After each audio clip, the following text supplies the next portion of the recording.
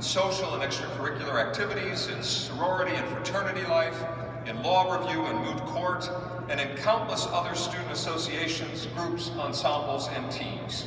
You're athletes and artists, musicians and scholars and advocates.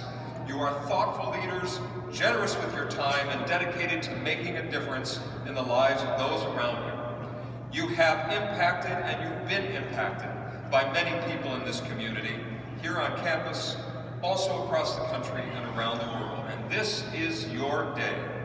And we're all honored to be part of it. Today we're going to celebrate all you've accomplished and all you're going to accomplish as you continue your work as servant leaders who will make this world a better place.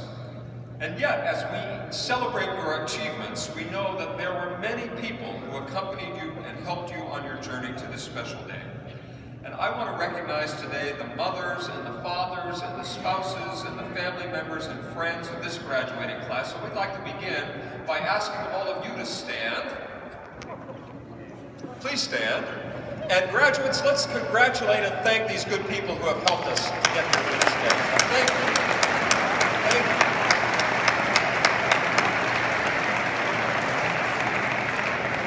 Thanks, you may be seated. I'd also like to take a moment to acknowledge and thank the chairman of the Valparaiso University Board of Directors, Frederick G. Kragel, who's traveled with us from the East Coast to be with us today. Fred, thank you very much for being with us. As president, I have the great pleasure to hear each and every day about the outstanding achievements of our students. And there are many wonderful stories to tell about the women and the men who are seated out here today. But our time is limited, so I'll just share 3 stories just as an example of the kind of great contributions that our students make to the university. So let me begin with Leandro Jaime. Leandro, would you stand? Let me tell you a little bit about Leandro. Originally from Mexico, Leandro was drawn to Valpo because of its renowned academic programs, its strong relationships between professors and students, and the wide variety of extracurricular opportunities that cultivate leadership and service. And during his time as a student, he took advantage of each of these qualities that makes Valpo quite distinctive. He was very active in his fraternity, Lambda Chi Alpha. He was the founding and sponsorship and finance chair of our inaugural TEDx event here in Valpo. He held leadership roles for the Financial Management Association, the Valpo Robotics Team, and the American Society of Mechanical Engineers, just to name a few. Everywhere I went, Leandro appeared magically at nearly every corner of the campus. During his time, he served as a CAPS Fellow, co-authored a foreword for an issue of the Journal of Values-Based Leadership. And Leandro says that although his major was finance, with minors in engineering and mathematics, he's thankful that Valpo allowed him the opportunity to pursue other subjects of interests like French and business law.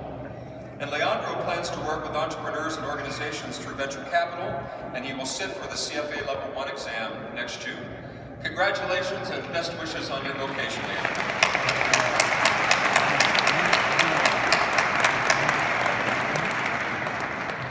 Would Crystal Wentz please stand?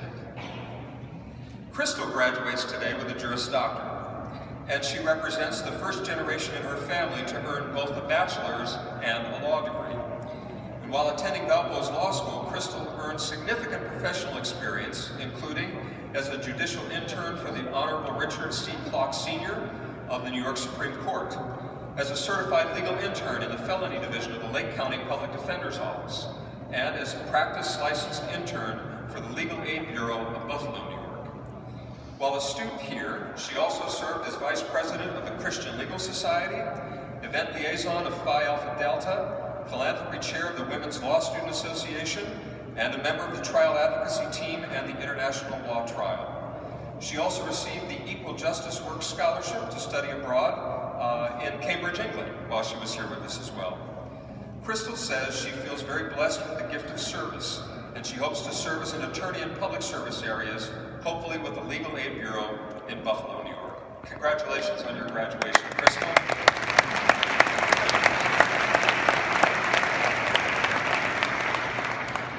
Would Hoger Tarkani please stand? Hoger graduates today from the graduate school with a degree in international commerce and policy. Originally from Iraq, Hoger came to Valpo because of its strong recognition in his home country as a leading American university, and because the city of Valparaiso was considered a safe place for him to bring his family. During his time here, Hoger and his family immersed themselves in the local community, and this past summer, he spent time as a volunteer for the Valparaiso kindergarten camp. Just last week, on December 3rd, Hoger traveled to Washington, D.C., where he received the Tofik Distinguished Graduate Students Award, which celebrates Iraqi-U.S. ties through Together for Iraq organization. The organization chose 2 master's students and 2 PhD students out of all of the Iraqi students studying in the United States today. And Hoger says he was extremely grateful to have been honored in this way. Hoger plans to return to Iraq with his Valpo degree and work at a university as a lecturer, carrying with him the legacy that Valpo is a world-renowned institution where international students are free to explore their passions and career goals in this very close-knit and intentional community. Congratulations and best wishes.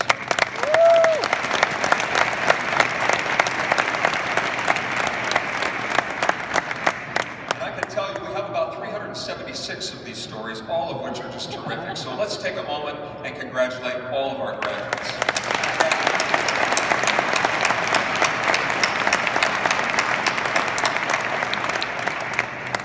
Now to our commencement address. When I think of today's speaker, I am reminded of John Quincy Adams, who said, "If your actions inspire others to dream more, learn more, do more, and become more, you are a leader." Since graduating from Valparaiso University in 1973 with a Bachelor of Arts in Political Science, and then with a Juris Doctor from Valparaiso University's Law School in 1976, the Honorable Christopher A. Nectarline has exemplified the Valpo qualities of wisdom, integrity, service, and leadership in his life and in his vocation. And his actions have inspired countless people to dream more, do more, and become more. Upon receiving his law degree from Valpo, Judge Nectarline took a position as a judicial law clerk to U.S. District Court Judge. It was there that his journey to become an esteemed lawyer and judge began. Throughout his career, Judge Nectarline held a variety of positions. From 1978 until 1983, he practiced law with a firm in Goshen, Indiana, and served as an officer of a local bank. From 1983 to 1998, he was a federal prosecutor in California and in Washington, D.C., where he worked diligently on notable domestic and international criminal cases related to conspiracy, fraud, public corruption, tax offenses, major drug offenses, and environmental violations. He also served as Assistant Director of the Attorney General's Advocacy Institute, where he was responsible for the training of all federal prosecutors in the United States. And from 1998 until 2000, Judge Nectarline served as Assistant Commissioner and Chief Counsel of the California Department of Corporations, which regulated California healthcare providers. Most recently, from January 2000 until August 2016, Judge Nectarline was the U.S. Magistrate Judge for the Northern District of Indiana. During his time as a trial judge, he worked tirelessly over lawsuits regarding copyright disputes, employment discrimination, personal injury, and environmental and administrative law. While Judge Nectarline has made a name for himself as a notable judge and advocate, he's best known for seeking and standing up for virtues such as truth and justice. He is the very epitome of a Valpo leader.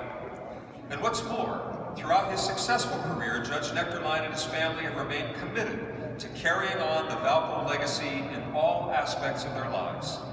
Judge Nectarline has given generously of his time in the classroom, having taught trial advocacy to students in our law school, and his wife, Claire Cradle Nectarline, also a Valpo grad, recently retired as a Valpo law professor. His extended family consists of numerous Valpo graduates who span 3 generations. Judge Nectarline, we are thrilled to have you here today to address the class of 2016. The hard work and dedication to the pursuit of truth and to the commitment of excellence that you've exhibited first when you were a student here at Valpo, and then in your success in practicing law,